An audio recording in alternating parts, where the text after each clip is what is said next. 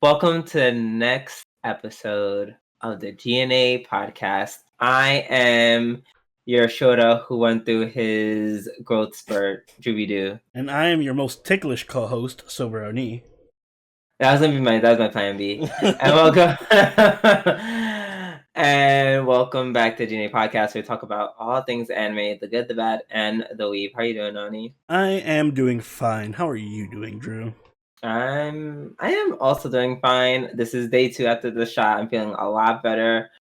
Literally, the only thing that sucks is my arm, and even then, that's pretty fine. And yeah, before we begin, to whomever celebrates it, happy Mother's Day. Yes, happy Mother's Day. Yeah, I'm just like, it's so weird to say like whoever celebrates it, because I know I'm not one of the people.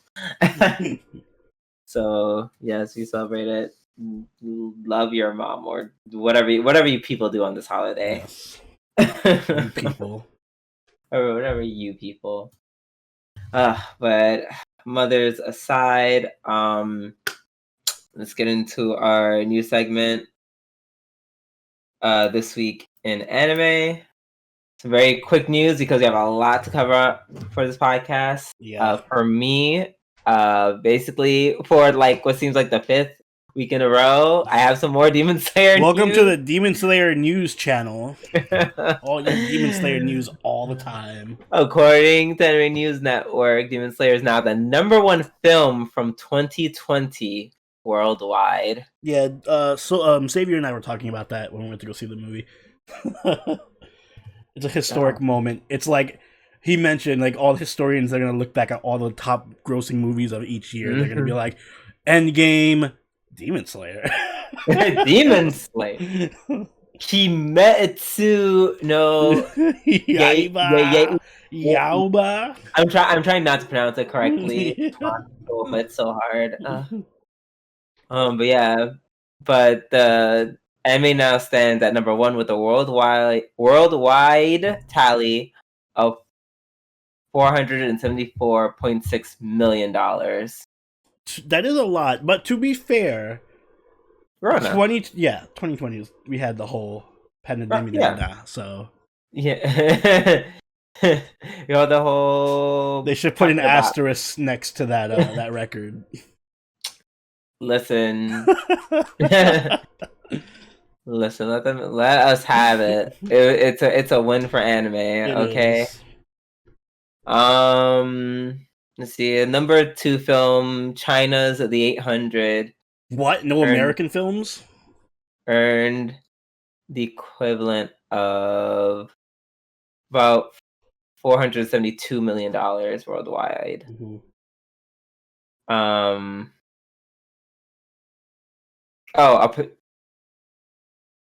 Then there's some correction. Apparently, it's actually 450 million due to fluctuating currency exchange rates. Mm-hmm.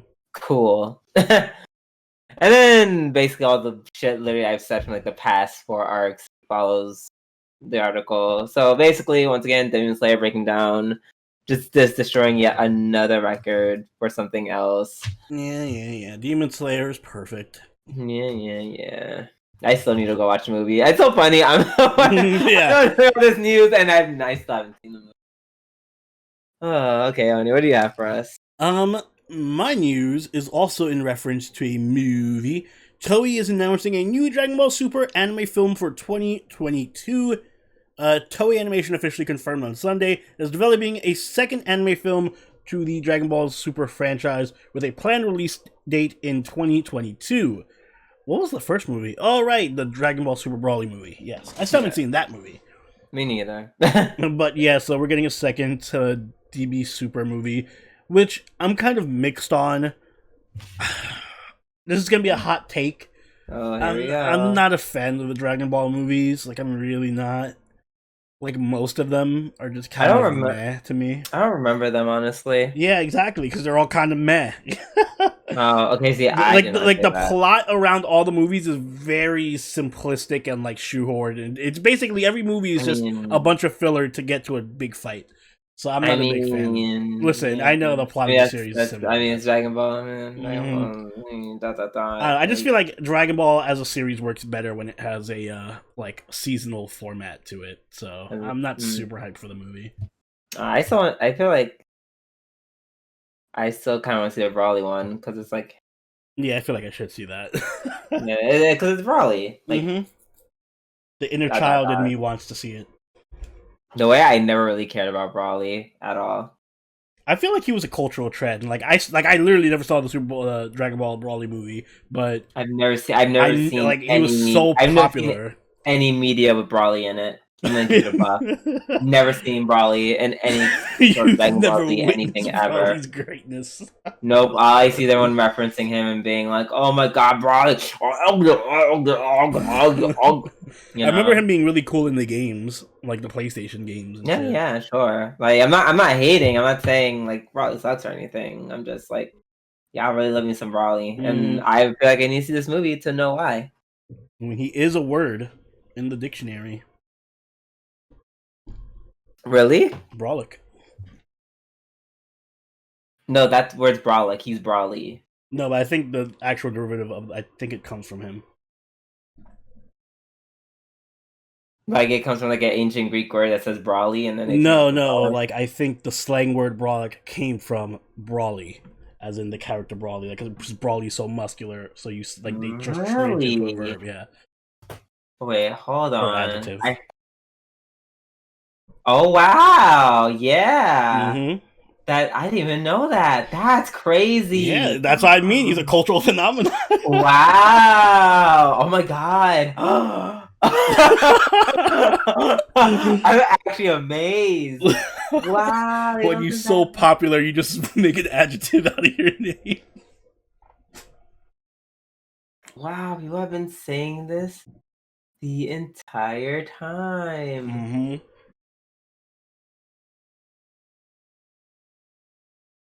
And meanwhile, Broly named after broccoli. Broccoli does make you stronger. I guess it does. Damn. Wow, that's. The more you know. The more you know. Damn. That's gonna stay with me for a while. That's. Wow. Okay, let's move on to our. Class is over. Let's go to our reviews. Yeah, I feel like I'm just gonna. I feel like then if I didn't move on, the next 5 minutes would be me here like, damn, shit, really? Like, just that on repeat for 5 minutes.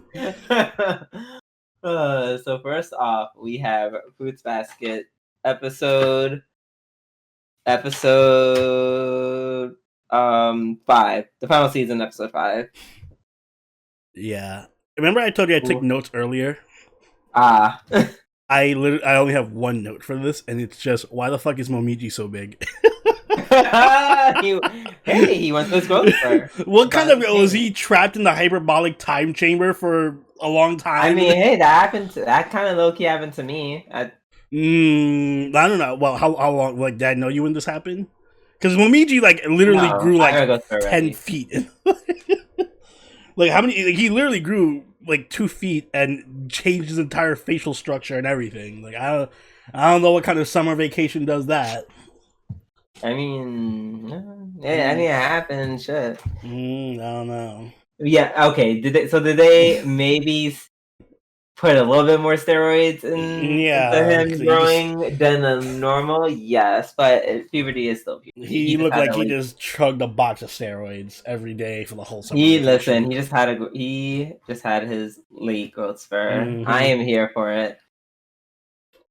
I am here. They just wanted an excuse to put another Bishonen in.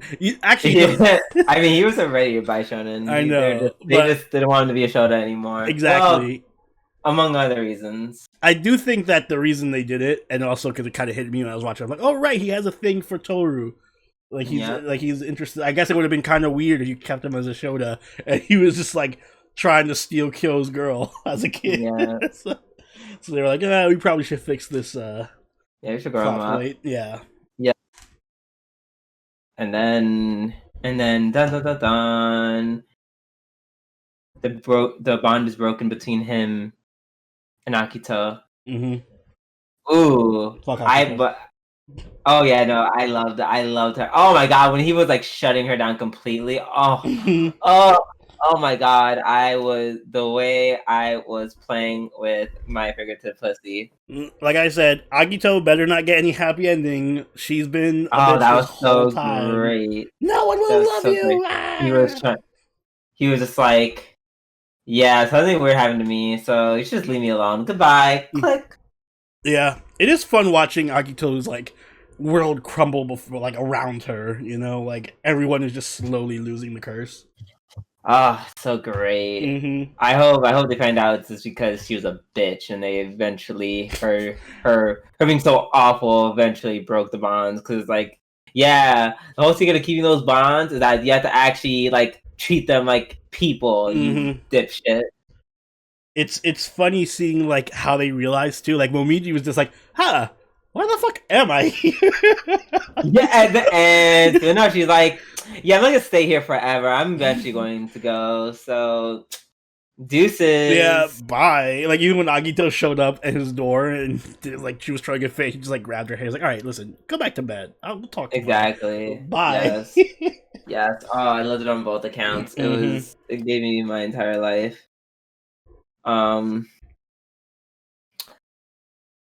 It was so another scene that happened. When Hattori confronts Shigure about he treats Akito. First of all, I love now that I have context to because I always felt slightly annoyed that they would kind of just say very like elusive things, like all the grown ups, quote unquote. I'm just like, I don't know what any of this means, and now I know what all of it means. And yeah, I love Shigure's character. Yeah, Shigure's pretty badass. He's always been badass, but now he's even more so. I mean, he's just he's actually just a really fucked up individual, kind of. He is. He's really fucked up, but he's like charming. Like he's like a charming sociopath, essentially. Oh, that's a perfect way of putting it. Yeah, he's like a American Psycho. Very much so. Like, and then Hattori's like, you should treat Akito nicer, and then Shigure's like, when he said, "I'm not here to be her father." Oh my god! He's like, I ain't trying to be her dad. I'm trying to get it in. Oh my god! God, that was amazing. Oh, that was amazing. That was amazing. Cause facts. True. I like that there's like this multi-level like romance thing going on where you have a more like cutesy child romance between like the kids like Kyo and Toru, but then you have like the more mature romance between like Shigure and their whole drama with Ren and Akito and them. Like, it's just really good. You get both sides of the dynamic.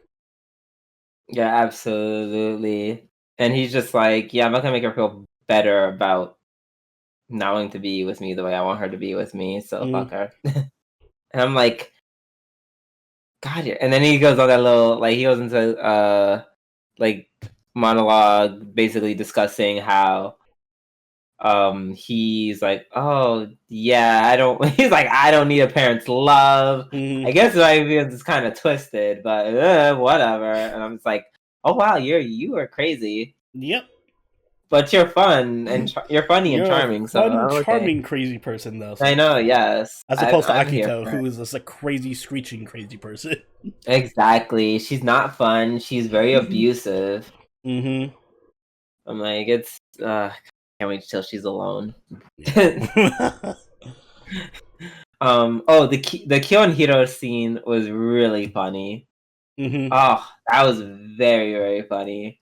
Hiro just like looking down on Kyo. Like, and then trying where he's like about to pick a fight with Kyo. He's like, it's whatever. You can just do whatever you want. Yeah, they had a little cute interaction. I'm glad we're seeing a lot more of the interactions between the Zodiac members too this season.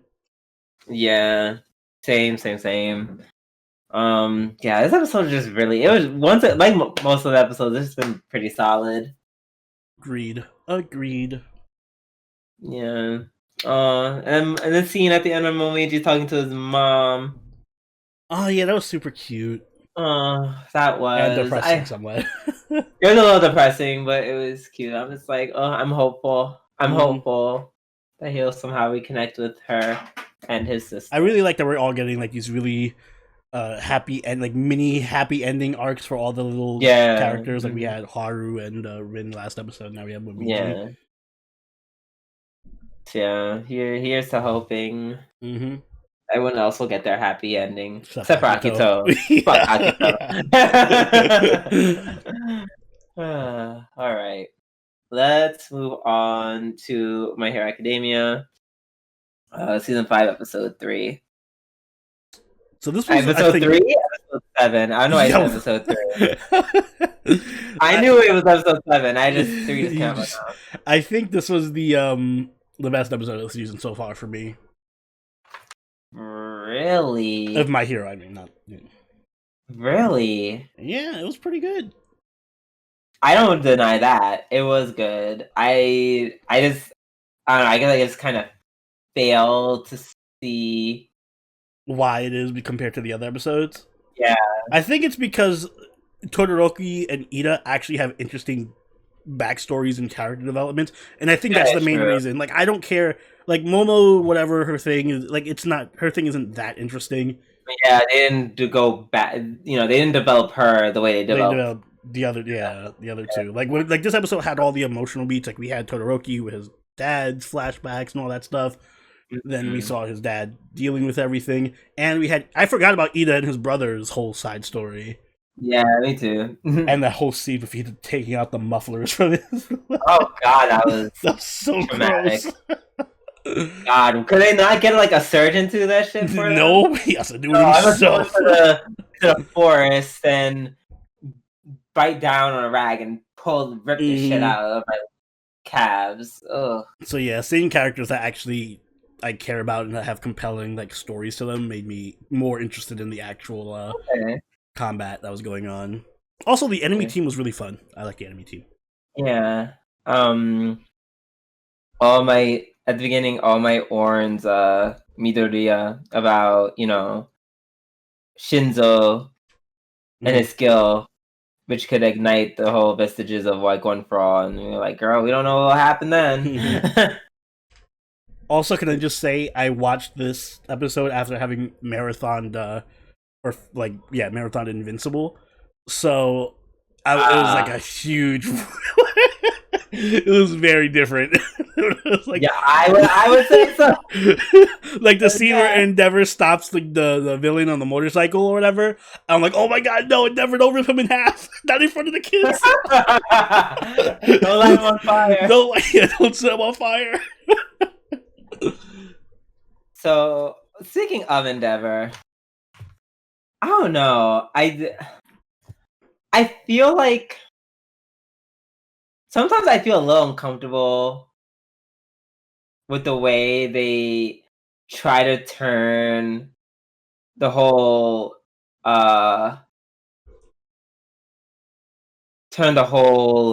Endeavor trying to get his son to notice him thing. They kind of turn it into a gag, and I'm just like,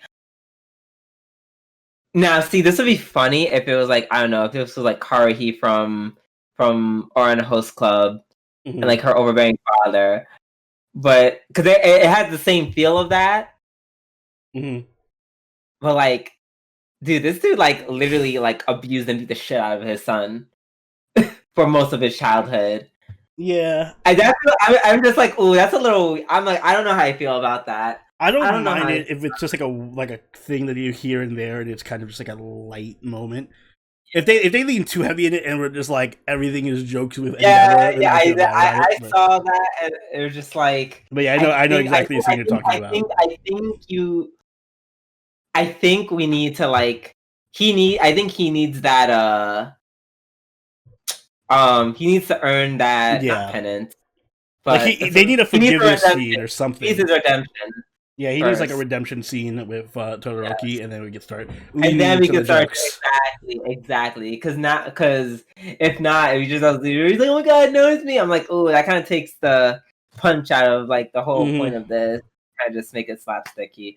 I mean, and yeah, if I guess it's just one joke, but I it's just I saw that and I'm just like, oh, I hope this is not a trend. Hopefully they won't. They won't. Yeah, downplay it weird. too much. That's a little weird. I mean, that's a little weird. Like, imagine if he just like starts tap dances into his wife's like hospital room, like, haha, here's some flowers, like exactly. So yeah, I'm just like, I hope they like treat.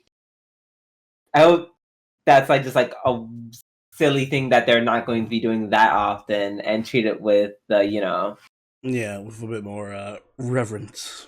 Yeah, the reverence that the situation deserves. But yeah, I will say this episode did also have the first moment where I consider it to be like a, oh wow, this is My Hero Academia moment, where it was where Ida like is like where he's like stuck in the ice and he's like, what do you mean I only have 10% of my, like I can go full power for 10 minutes, and he just like breaks out of the ice and goes crazy. Like that was a really hype moment. Yeah, we were missing those hype moments. Yeah, exactly. It was the end of the episode. That's the reason why I'm just like, I want to say it's like the other episodes, but that one awesome moment was just like 10 minutes. Yeah, I know. And for Todoroki, the way they stay, he has Urza syndrome, unfortunately, because they made him too powerful. So they're like, yes, let's him up against the perfect enemies that can just shit all over his abilities, like turning ice into nothing. I do like that. That's a really cool power that you can make anything soft. That's pretty dope. I like him a lot. Yeah.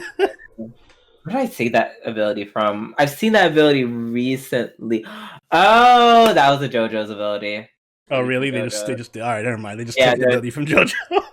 Yeah, that was a JoJo's ability. Yeah, this girl, she also had the ability to make everything like soft. And yep, just like that, just like in that show, it was also really really powerful. Yeah, it seems really powerful. Mm-hmm. But yes, good episode. I'm looking forward to when they actually start fighting. Mm-hmm. Maybe next week. Who knows? All right, up next we have Zombieland Saga Revenge, episode 5, which is my episode of the week. Ooh, is this my episode of the week? Doesn't have to be. I'm like trying to think if there's it's definitely not Kumiko. Yeah, no, this is it. It's gonna split it with something else, but yeah. Okay, well, because this was a really good episode. Like, it was a lit episode. Like, enough said. Yeah. Did you notice that somebody pointed out? I read through the comments. Wait. Before you say it, let me say it first. I'm thinking, because are you about to tell me that her outfit literally matched the colors of the trans flag? Yep. I saw that already, and I already knew. I'm just like, oh, episode of the week, we stand. Mm-hmm. But yeah, no, there was like a lot of those little cute attention to detail moments. Yep, I was just like, oh, that was everything. Who pointed that out? Oh, I saw somebody in the comments say it. Oh, okay. Yeah. I even like the character, that little asshole. Literally like Yagami from. Yes, literally like Yagami. He even had his little justice plan moment. He really did. I love that they made Light into like a child party. I also just like in general, I don't know. I maybe this is one of those things where I have unrefined taste, but Lily's rendition of that song is way better than Light's fucking version of that song. I like both, honestly, but I knew he was gonna win. Oh yeah, I mean, plot. Yeah, I definitely knew he was going to win. Which makes Lily even better because Lily was such a graceful loser. I know. Oh god, it's like, God, why she literally does everything well. Like, yeah, she had to go and like cheer up the winner. Like, oh, Lily, why are you so perfect? Like, she is so. Like, it was just a moment like of how amazing like Lily is. Mm-hmm. Like she just has such like a. She just has such a like a unseen strength about her. Mm-hmm. Like, she took like this whole episode, she took everything in stride. Even like, in the beginning everything. of the episode, where she like got everyone's attention in the front of the thing, and like even told what's his name to go sit down. Kentaro, yeah. So like telling him to say good morning to her. Morning. Speaking of which, you saw his when he applied, and his little impersonation of like a fish and a baseball. We're just like, what the fuck is going on? Always with a random comedy. So stupid. Also, their animation has gotten so much better. Like, oh my god, when she was like dancing, mm-hmm. Oh, gave me life. Oh my goodness. And then when she told her story, and she was using different accents. Yeah, she's like super multi-talented. It was literally Prodigy versus Prodigy, and you really got to see it. Changing the accompaniment at the end. Song. Like I'm like, don't you literally have to like really know music how to do that? Like, I got this. Don't worry, I'm actually a music god. And then she made a whole outfit. How long was Light singing for? I know it's a long song, but damn. Now they're changing a whole accompaniment to a whole song, and then altering her outfit at the same time.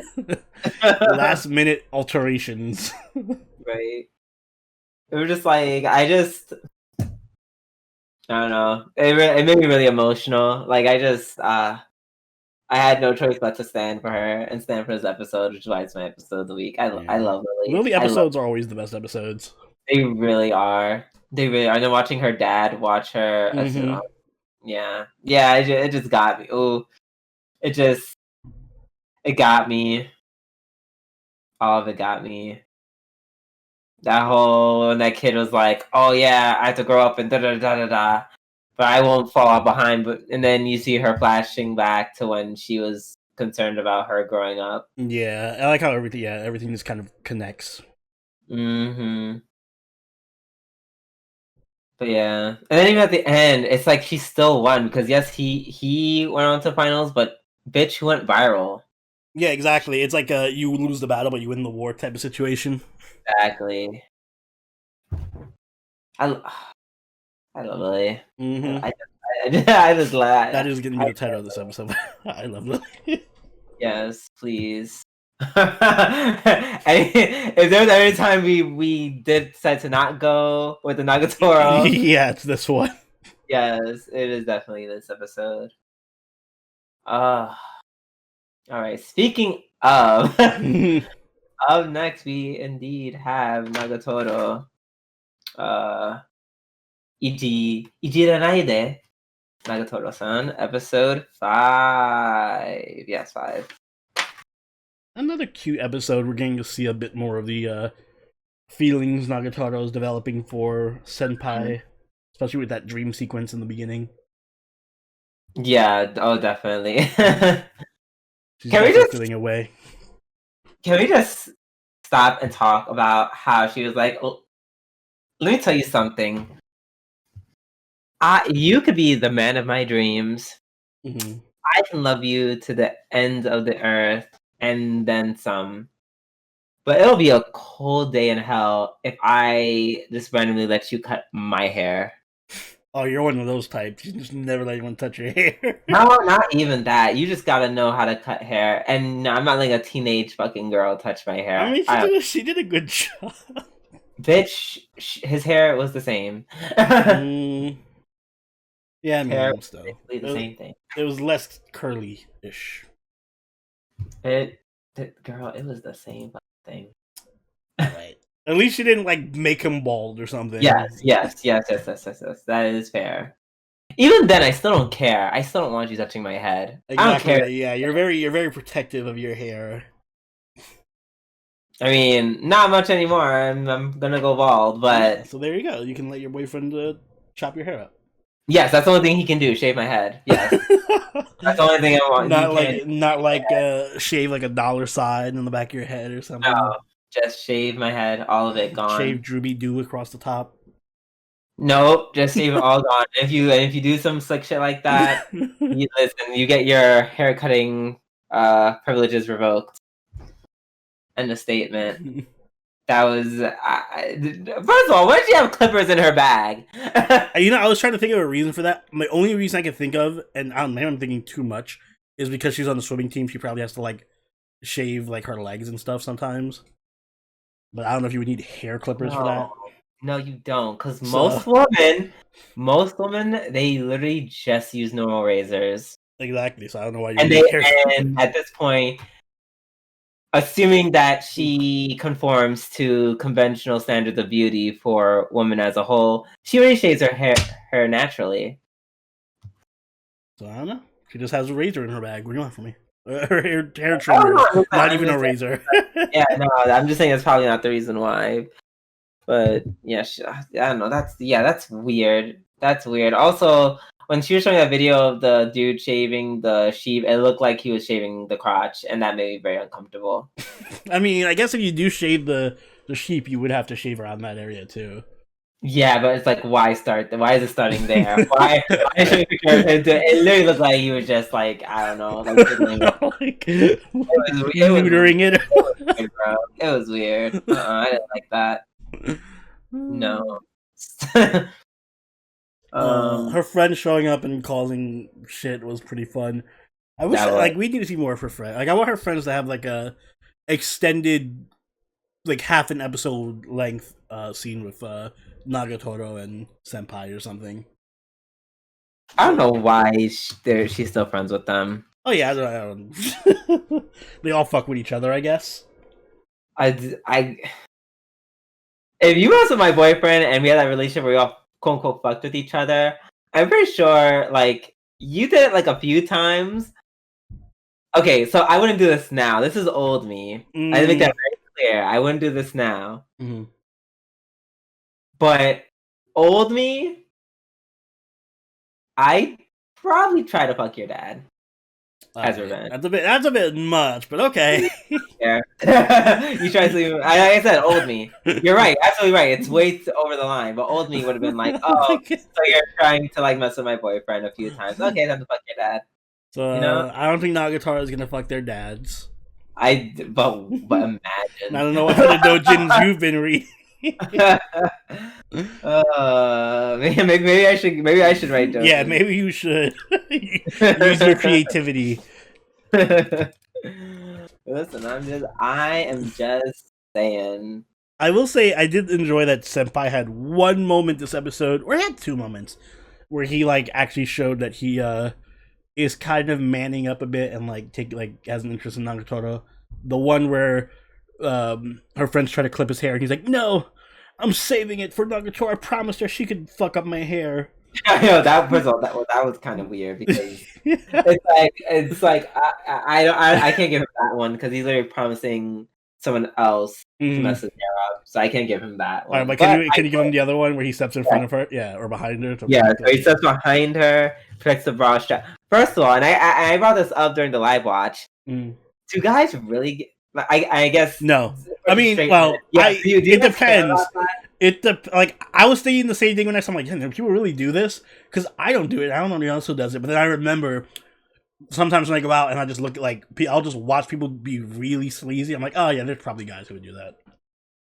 Like I've seen guys just walk around just like with their eyes like glued to a woman's ass, or like their eyes. No, not with the ass. That's like. So I expect men to do that. But I mean, not even like glances or whatever. I'm just like they will lean over and yeah, they're being disgusting about it. No, that's not what. No, so no offense, but this bar for straight men literally in hell. Low. Literally, it starts in hell. That's not what I have a question about. The question is, do men feel that way about a woman's bra strap? Like you're looking at the back of the bra strap. That's I would say probably because you're still seeing a bra, so you're just like, oh yeah, the back full bra. Right, exactly. Like that's the thing. Like, you're looking at the front, you're just fucking. It's extra weird because I think the two dudes were like clearly older, and Nagatoro was like a high schooler, so it's like high school girls back of her bra strap. Bro, that just makes me confused. I'm just confused. Why? Beat Why off to this bra strap real quick. That's why I'm like, yes, people who are watching this, let me know. Is looking at a bra strap like, is that thing that potentially turns you on? I mean, I never underestimate straight men's horniness. So yeah, I'm just curious. No judging at all. I'm literally just curious because that just seems so. That seems like such a. It just doesn't seem sexy to me. Just very whatever, you know. So yeah, that was weird.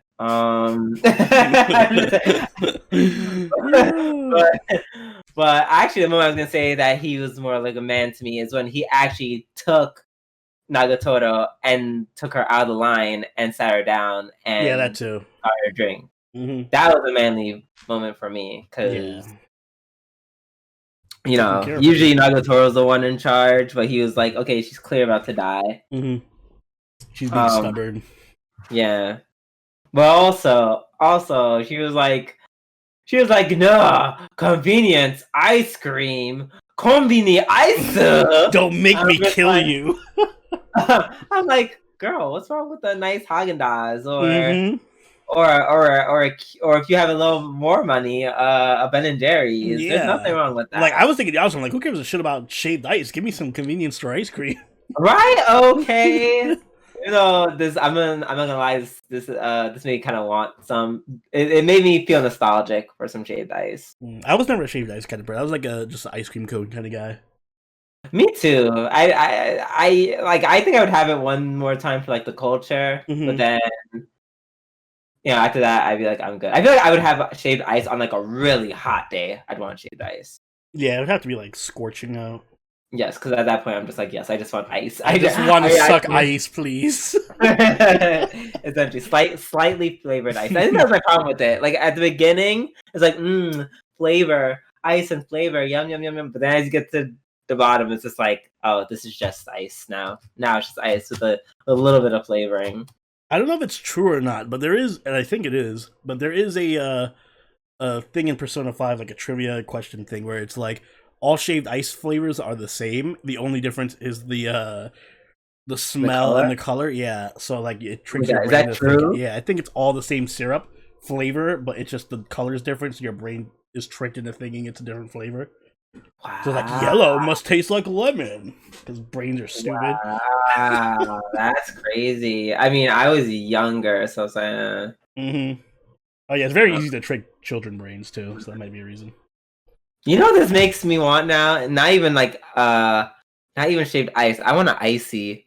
I used to those love ices. I used to love the coconut ices. Oh, what ice. Oh my god! I feel like you're one of the very rare people. I love coconut. I feel like no one like. Everyone's coconut. Basic, and they got cherry. I was like, fuck cherry. I like cherry. I don't know. My favorite was. I was basic. I was even more basic than cherry. Well. I don't know. It depends if this would be. I feel like this is basic. I got rainbow. I always wanted rainbow. Oh, that is super basic. That's too many flavors. Exactly. I'm like, oh my god. I like cherry. I like non-committal. I was fine with mango. Cherry, mango was good. Rainbow.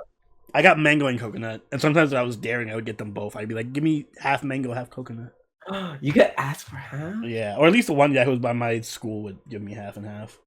Wow. Okay, fine. Excuse me. I had the hookup. I had the icy dude hookup. He said, give me half and half. That's like my coffee that you're probably drinking at that point. I was. Exactly. Yeah, go leave elementary school, get some icy, get home, and drink my coffee, baby. That's crazy. But yeah.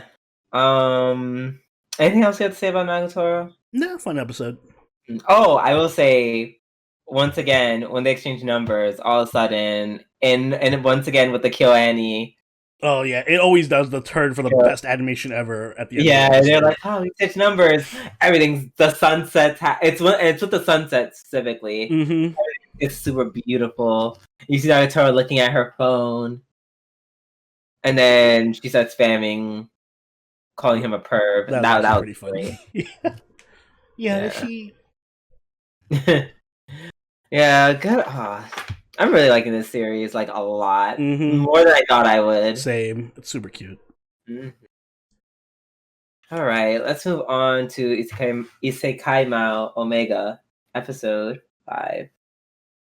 I forgot about this girl. This is the second new girl apparently to the group.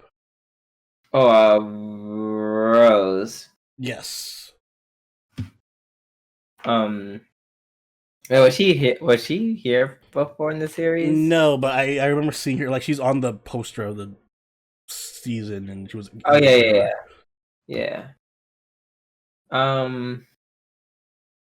So this episode, I mean, it was an episode, I guess. I'm still mad Diablo didn't know Horn was a girl. Like, okay, so can we talk about that? Because I'm like, it's literally obvious to literally everyone else. Yeah, this does not make sense. Yeah, like you did a very bad job of trying to create like a reverse trap. Like, oh, it looks like a guy, but it's actually a girl. Like, no, Horn was always very cute. She looked like a girl. Yeah, she looked like a girl. She sounded like a girl. She dressed like a girl. Mm-hmm. They had stupid anime pro tag like, oh, she's not wearing a frilly dress or like a skimpy bikini. It must be a dude. I didn't like that. Yeah, that was really dumb. Yeah, that just didn't make any sense to me. Then kind of generic-y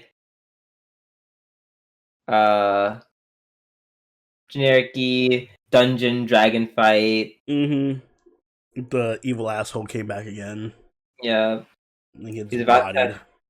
Yeah, he's like, use Ifrit, my summon. Get wrecked. Mm-hmm. The I will say I did like when Rose showed up and she just fucking has a stand, like the robot arms. Okay, I thought it too. I'm just like, huh? Like, this is my power. I'm like, all right, you're dead. She killed that dragon in like one hit too, so yeah. She's definitely way stronger than anyone else on the team aside from Diablo. So I feel like they're gonna nerf her. Absolutely, 100%. She's like, oh, well, now that I'm no longer in the dungeon, my powers like my powers don't work or something. I can't use my stand outside the dungeon. Yeah, basically. I mean, they cure. Oh God, the scene where they quote unquote cure Lumikina. I thought that was a great scene. Yeah, I had to put their ecchi in somewhere because it's so self-aware of how stupid it was. Because Diablo was just like, "Is she getting off to being healed?" And like everyone else was taking it seriously. Yeah. Meanwhile, fucking what's her name? Cher's behind her, like, yes, you're getting healed. I'm like, real? Oh my God. When Makina fell over and then Shira grabs her, but she like picks her up by the boobs. She like, instead of grabbing her by the arm, she's like grabs her chest and like, are you okay? And like starts rubbing her. I'm like, okay, this is super over the top, but I love it. Alright. The show writers were literally like, wait a second, we didn't have enough ecchi this episode. It's been 15 minutes. Mm-hmm. And well, not all of them, but Horn and Rem get new outfits. Rem gets like the fucking slave Leia outfit.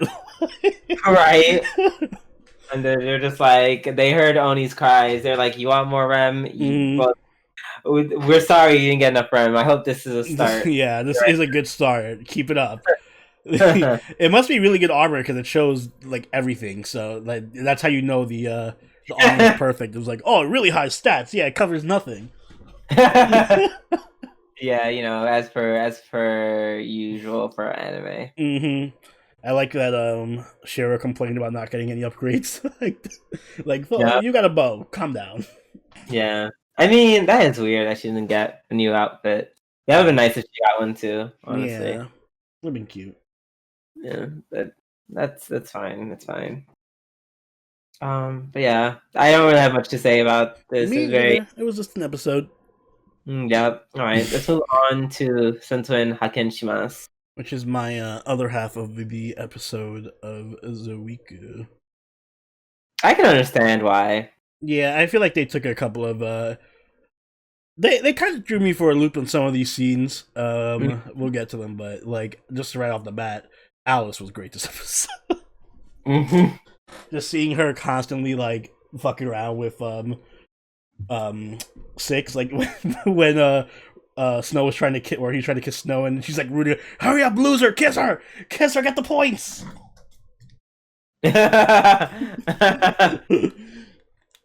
So yeah, I love Alice. Yeah, Alice is great. I would say Snow was. I think this was Snow and like Yeah. just peak performance. This is peak performance for a lot of people. This was definitely a Snow-centric episode, I would say, in terms of character development. She's actually now, that's one of the things that drew me for Luke, because she's kind of just being straight up with her feelings now towards Agent 6, even though she's getting curbed hard. Oh my god, that was brutal to watch. Yeah, that was rough. It wasn't even like, oh, sorry. He was like, sorry. He's like, bitch, yeah, you're pretty and whatever, but I'm just here for a one night stand. Yes. I'm like, oh. Yikes. And that was like after the kiss. Oh. Yeah, like I couldn't even enjoy. I'm like, wow, they kissed. Wow, this is great romantic progress. And then he's like, what? No, I just want to fuck you. Like you. I never said I liked you. Yeah, that was. And then even before then, where they're like, I need to get evil points, and she's like, dude, you need to get evil points. You have to kiss me. And then he pulls down her panties. I thought he was gonna grab her titties again. Yeah, see, that's what I mean. Like, this episode had a bunch of scenes that just threw me for a loop, because I was expecting one thing, and they got something way out of left field. And even seeing her reaction to it, like afterwards, she's just sulking in the corner, and she's like, "Shut up and die." That's so funny. Yeah. You're like, what a say, you know. And yeah, no, even like, I know the combat isn't like, the action isn't Attack on Titan or Hero Academia levels, but it was serviceable for this episode. Like seeing Six chop everyone up. It got pretty brutal. He like blew somebody's head off with a fucking sniper rifle in one scene. No, I thought he just took out the golems. No. After the golems, when they all showed up all the demons showed up, and they all attack him at once, he's like, has one more shot left, and he shoots and blows one of the demons' heads off. And then he switches to the chainsaw. Yeah. Oh, I thought he just died. I thought the demon he went for like dodged it. Well, that was they did dodge it at first, and then he reloaded and then shot and then switched to the chainsaw. Okay, gotcha. So Six kind of has like the whole murder thing down. Yeah. Oh, absolutely. I like that Heine keeps surviving, just spontaneously. Like, this is always the last one left standing. And he runs away. And she just runs away. My only complaint is that I wish they would have done something about it. Like, they would have like sent her like with like her clothes missing, or like just like embarrassed her. It's basically like they did the first time she lost. Yeah, I thought she was just gonna straight up switch sides. Like she's just gonna realize like, oh shit, I can't win. Let me just switch sides. Yeah, like some type of humiliation. That would have been funny. But yeah, no, this episode was awesome. Yeah, and even the beginning where Rose is fighting the demons and Grim cursing Heine. The curse backfires. Like, I don't care. I don't use fire magic. Yeah, fuck that shit. And then she's like, I think she literally just stole all the wedding rings from everyone. Yeah, she stole the wedding rings as sacrifices for the curses. That's hysterical. Yeah, like she's so I love the characters. Even the princess was pretty good this episode, with her like little cutesy remarks here and there, and like being super into the Snow Six relationship. Oh yeah, absolutely. Yeah, this is a really good episode. Yeah, I'm looking forward to more. Oh, sorry, I just had to yawn. Yeah, that being said, let us move on to last anime of the night, Kumo desu ka? Nanika, episode 17. This episode was disappointing to me. I'm gonna be straight up. My expectations were not met this episode. Only because they blue-balled the hell out of us with the whole, oh, we're gonna leave on the cliffhanger of the Demon Lord and Kumiko, and then the whole episode's dedicated to these idiots running around the dungeon. Yeah. I'm just like, I'm like every second of this episode, I was like, go back to Kumiko. My only problem is if you're going to just make these kids like fight in the dungeon or whatever.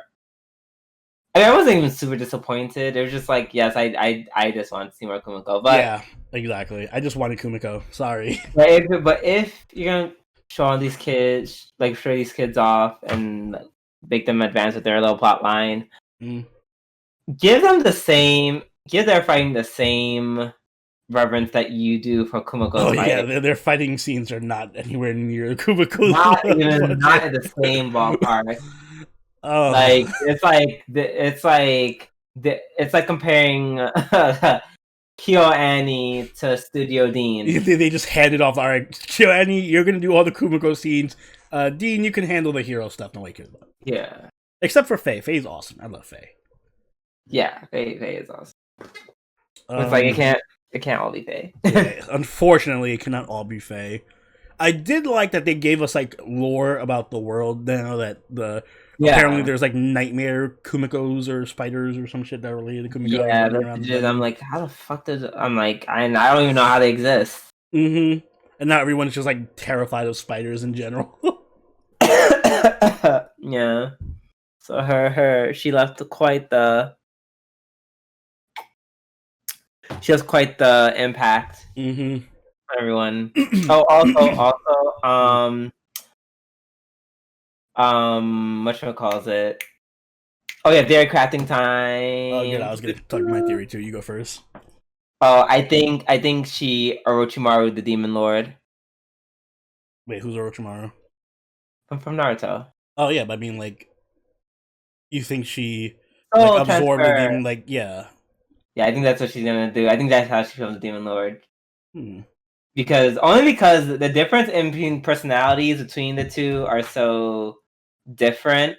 But yet, it's at this episode they very painstakingly go through they point out the fact that these are two different beings. Yeah. And I'm like, they did that for a reason. But then at the end, she's like, if only there's a way I can transfer my soul so I wouldn't die. And then I'm just like, oh, so you're going to transfer your soul into the Demon Lord, aren't you? I mean, and I think they may have laid down the foundations already by using the mind to attack the Spider Queen. So, you know. Also, and I always say, well, this isn't proof, but it's like when the Demon Lord is talking, she's like, ha ha ha, like they make a theory they make it a point to be like, oh, we're crossing through Queen Tesseract territory, and she's just like, yeah, don't worry about the Queen. These spiders, they'll obey me. They'll be loyal to me. Da da da da. And the spider, I don't know. The spiders, do they seem different to you, or is it just me? Like what? Like her spiders. Kumiko spiders. Or sorry, the Demon Lord spiders. Well, the Demon Lord spiders are like brownish and Kumiko spiders are like white. Exactly. So I'm just like, There's a shift in something between when Kumiko got like the Demon Lord of the past and Demon Lord of the future, and I feel like Kumiko may have just possessed her and then just like, this body is not mine. I have a less direct theory. So my theory is the Demon Lord is still the Demon Lord. Kumiko is the girl in white, and the Demon Lord is like the original spider. Like she's like a step above Mother, so she's like the Queen Spider or Spider. She's the original Tesseract. Yeah, she's original. But she's working with Mother to like keep all the other spiders in the labyrinth for a very specific reason. So this whole time that Mother keeps trying to bring Kumiko back is probably because she needs Kumiko in the labyrinth to not anger the Demon Lord. So what I'm thinking is going to happen is Kumiko is probably going to end up killing Mother and then like replacing her as part of the Demon Lord's army, or like working under the Demon Lord. Like, oh, you killed Mother. Guess who's taking her spot and her titles and all her powers? And then that way Kumiko now has the ability to like manipulate all the spiders and stuff and just works directly for the Demon Lord. So that's my theory. But we shall see.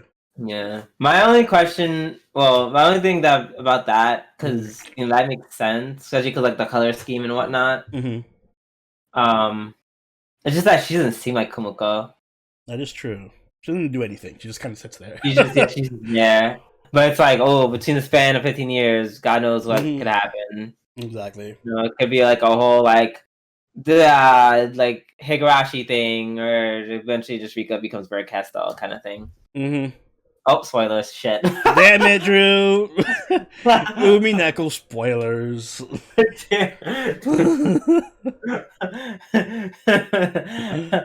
My bad. Wait, I have to put that in a note. Actually, I need to make it. You should make a giant bleep noise like they do in when somebody curses on TV or something. Okay, I'll either make a bleep noise or bleep noise / spoiler. We're around 54 minutes into the video. If you need the time. 54 minutes. Thank you.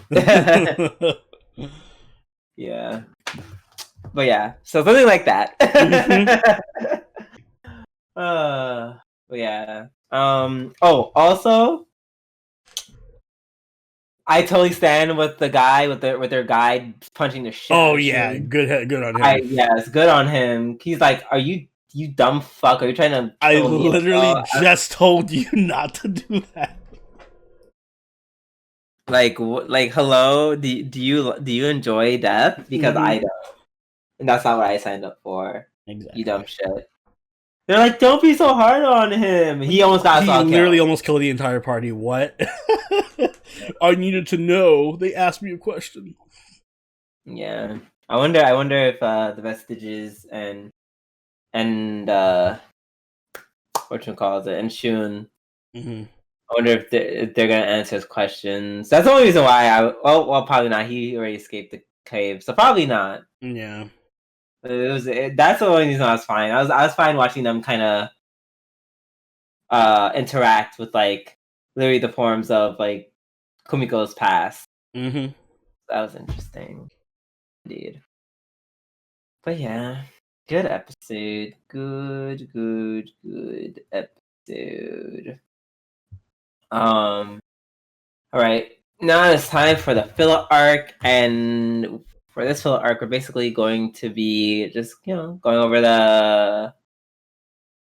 over our impressions of the Netflix animated series Yasuke. And there is a lot to talk about.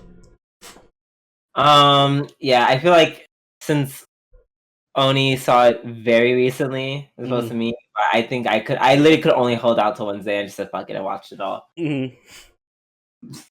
Oh, excuse me, because I just wanted to keep watching it. And I literally just finished it an hour ago. Exactly, so it's very fresh on his mind. Exactly. I saw it dubbed. Did you see it subbed or dubbed? I saw it dubbed. Okay, I feel like it's definitely intended to be watched dubbed. It's very what? It's intended to be watched dubbed. Yeah, that's why. Even though every part of my fiber wanted to. I switched over to subbed a few times, but then they didn't bother to when Yasuke does he says the Japanese saying and stuff, and then the character's like, "Whoa, he's speaking Japanese." They don't change it in the Japanese version, so it's it's just all Japanese, and the character's like, "Whoa, he's speaking Japanese." I'm like, yeah, you're all speaking fucking Japanese. So I'm gonna go off and hot take, spicy take, flaming. Wasn't the hugest fan of the voice acting for Yasuke. Not all the time. Yeah, I feel that's not a hot take. It was well, okay. First of all, you're not the only one who feels this way. Me and my friend we talked about it too, and I'm just it just the line delivery is very weird sometimes. It's very low down. Yeah, sometimes it's just there are times where you need that low gravelly voice. But then there are other times where I'm just I need more life. Yeah, sometimes it just feels like he doesn't care about what he's talking. He's just not interested in what's going on. Yeah, exactly. You're just no. He's why would Nobunaga do that? That tone the entire time. Yeah. And it's ugh. There was one particular. I'm gonna say it right now. Yasuke is my least favorite character in this show. As a character, he's just my least favorite. I feel like all the other characters are so much better than Yasuke. And that's because he like doesn't do much, and he has like the quiet, strong guy personality, but it doesn't really come across because some of his line delivery is so like mellow and low that it kind of just feels like he's bored and not invested in what's going on.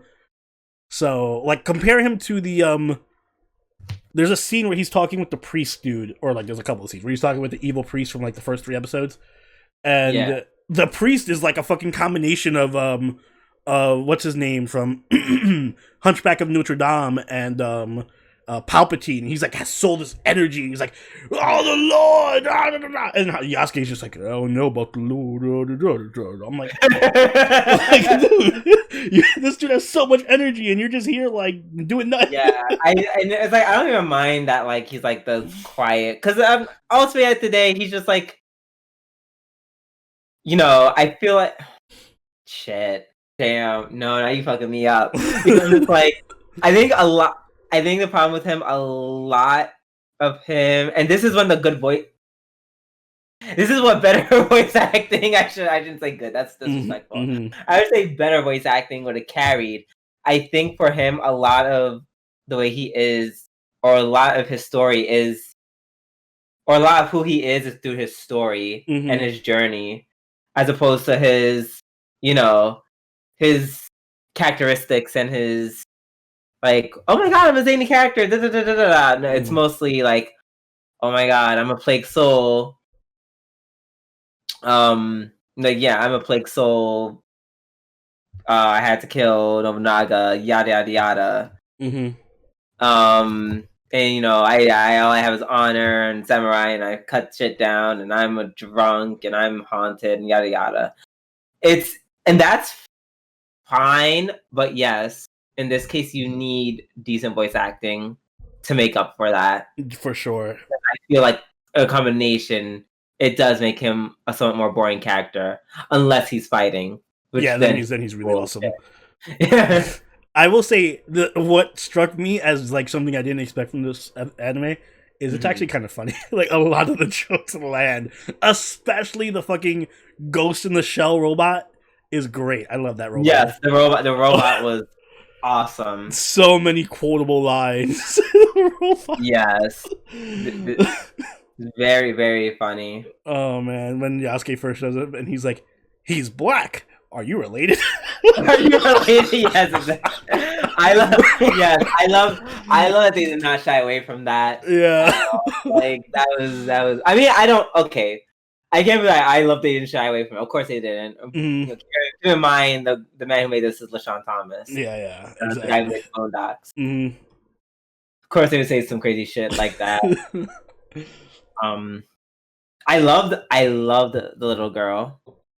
Yeah, she kind of grew on me. I didn't like her at first.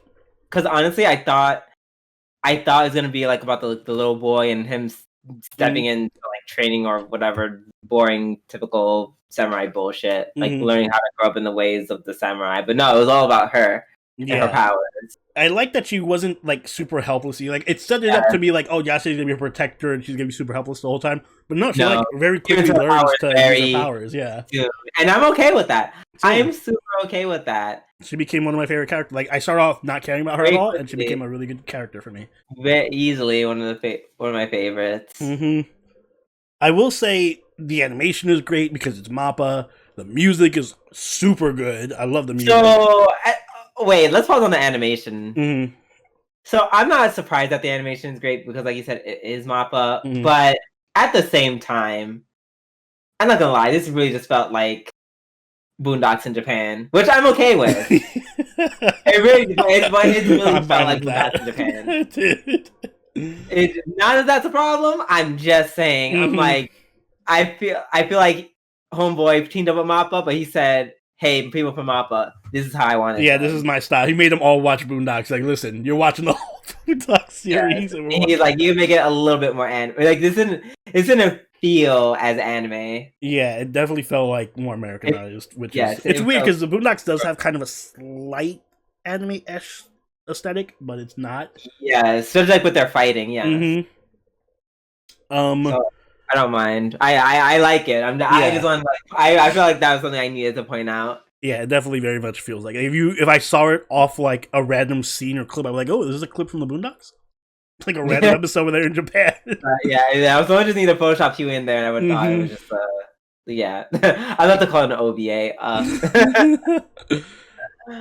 I think the great animation, great music. My one issue that I think holds the entire series back is, oh my god, this is 2 different stories in one show, and I'm not interested in the sci-fi. Like, why is there a whole sci-fi fantasy aspect to the story? Did it need it? Like, so I wish so it's clear one of those things where it's like, this is clearly an alternate world. Yeah, but they're trying to be anime. Like, they're trying so hard to be anime. You know what I mean? Like, it's trying. So, there is no reason for there to be mechs in the show.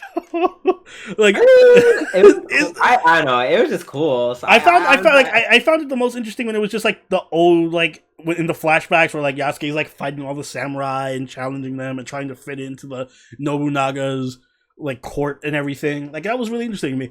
And then it like would jump to like, okay, now Yasuke's facing fucking demons and shit, and Saki's using her Professor X powers to like fucking mind battle. I kind of like them using magic. I feel like using the occult in Japan, I feel like they always gone hand in hand. They're not the only one who's done that. They're not, but I feel like this story in particular didn't need it because it's already a good story concept. I will say with so I think yes, the mech things.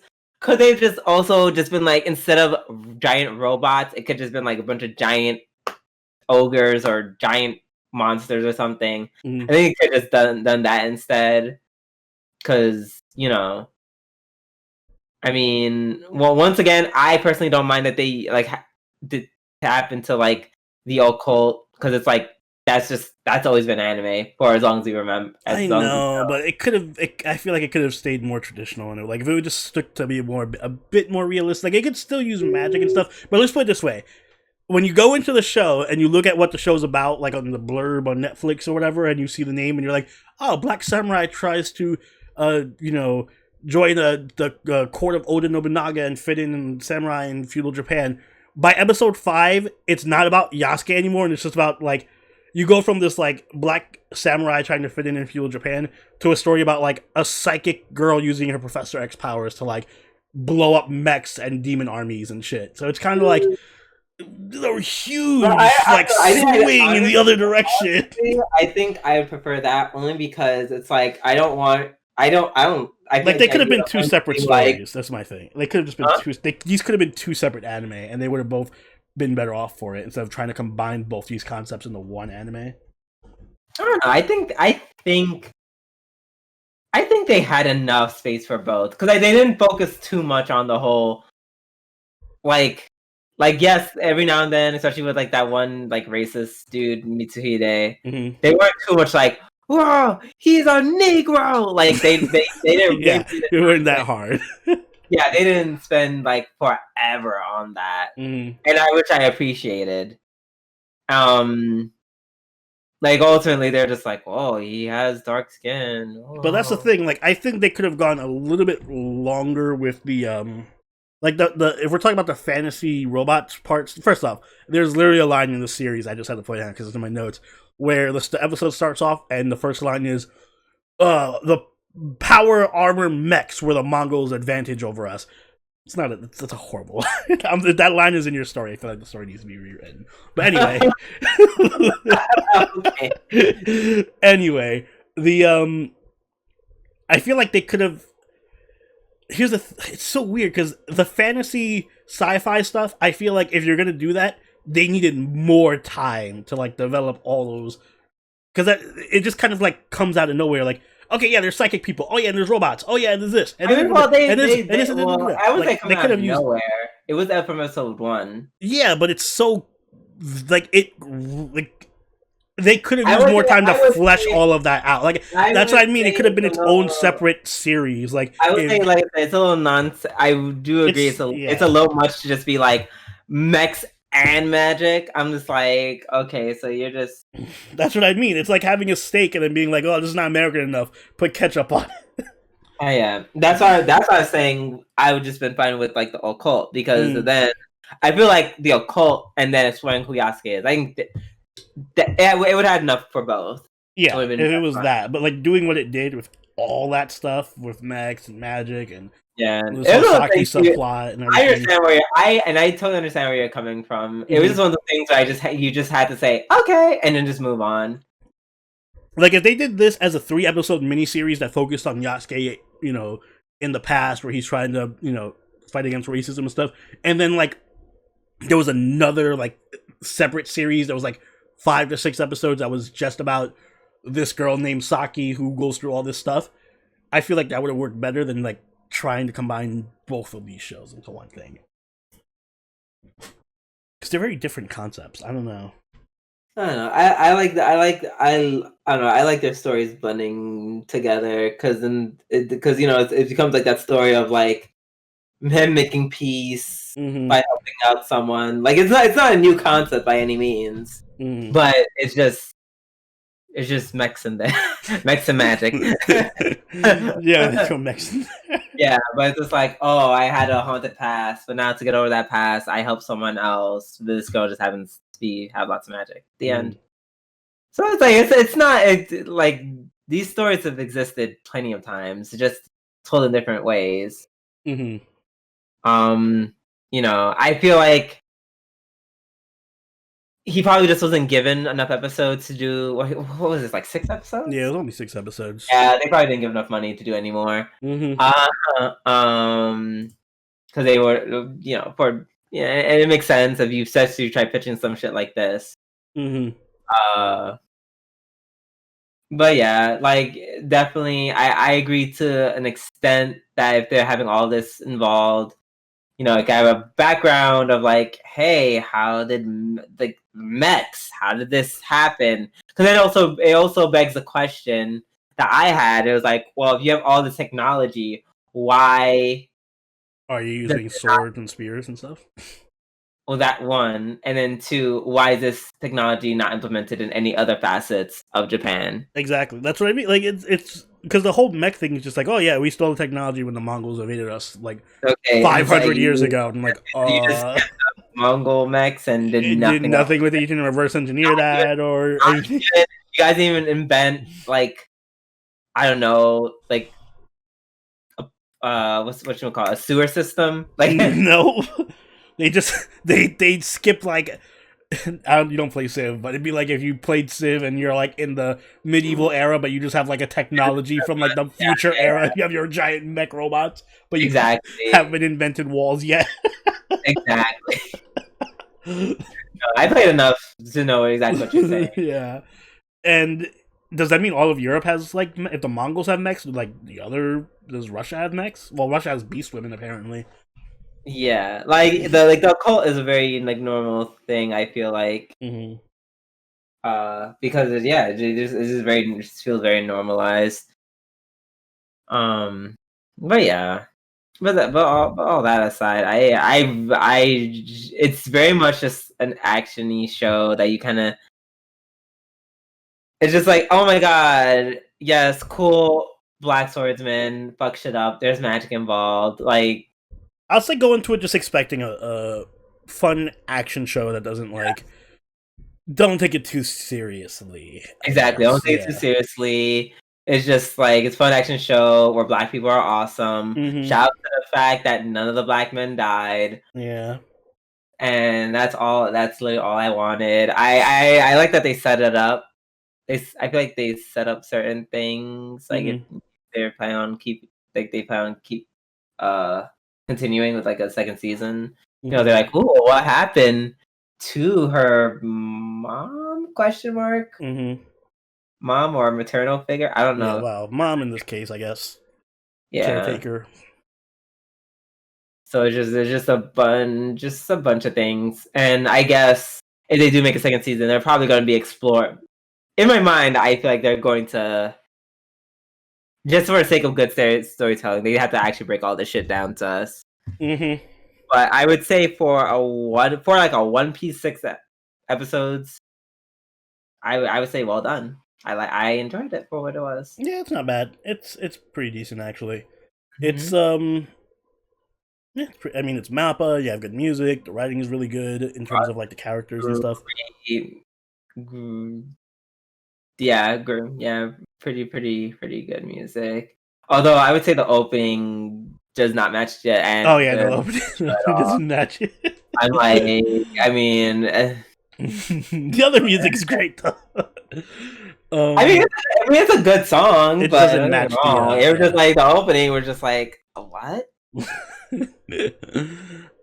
And give that robot his own spinoff, please. Thank you. Oh my! Well, I mean, he's kind of dead, so I don't think. Bring him back. That was the saddest death in the whole fucking show. That really was. That. Oh my god! Yeah, those two dying. That was actually sad. Like, yeah, my friend. Yeah, as soon as she said friend, I was like, oh no, she's gonna die.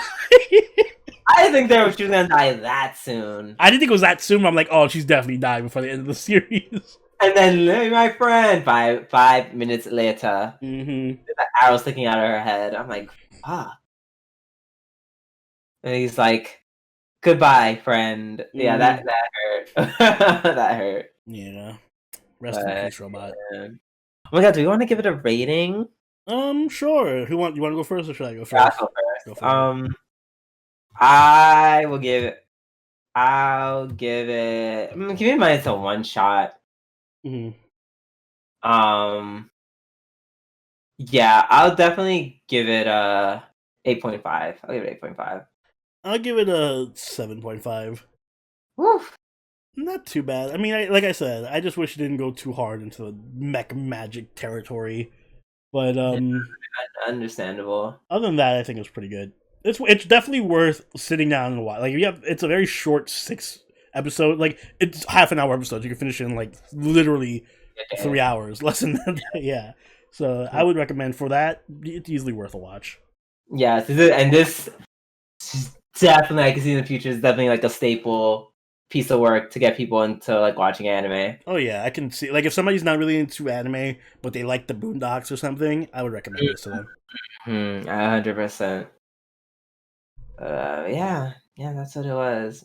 Oh my god, now I feel like I kind of want to watch it now, just a little bit. Season 2 Wenma. Yeah, exactly. Mappa and LaShawn Thomas. Mm-hmm. Very much. All right, I think that wraps up our filler arc. Let's know what you guys think in the comments below. What you guys think about Yasuke if you watched it. And with that being said, I'll only take us away. All right, guys, if you enjoyed this episode of the G&A podcast, make sure you hit that like button and subscribe to catch all these episodes as they go up every week. If you haven't already, do follow us on Twitter, join the partner Discord, and follow us on Twitch. If you want, you can even be a sponsor or a patron, like all of these people on screen right now who make the show possible. And Drew, do you have anything you'd like to add? Y'all, if you are going to get your second shot, just don't plan to do shit. Yeah, don't clear up your weekend. For the next few days, just don't do anything. Mm-hmm. You will thank me later, because let me tell you something. The way I tried doing stuff yesterday, and I almost didn't make it to the stream. And on that wise note, we'll catch you guys later. Until next time, this has been Sobroni, and we'll catch y'all later. Later! Bye!